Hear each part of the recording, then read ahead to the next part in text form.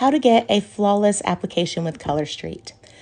A lot of times after application, you'll see that there's some parts where the polish didn't rip very clean, or you've got a little bit of lifting on the side, or there's some leftover where you trimmed. The best way to clean this up is to grab a little bit of your nail polish remover and a rubber tipped cuticle pusher. Dip the cuticle pusher into the polish remover and then just kind of use it to wipe away any of that excess polish, or you can use it to push down any polish that's lifting.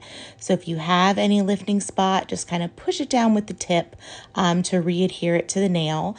As you can see here, I've got a little bit of extra from a bad trim job that I did. So I'm just using the cuticle pusher and the nail polish remover to go back in and remove a little bit of that excess nail polish on my nail. Once you've got all your sides trimmed up, you're going to take a glass nail file, and then you will file your nails for any overhang polish or any polish that didn't tear exactly perfect around the nail when you removed it.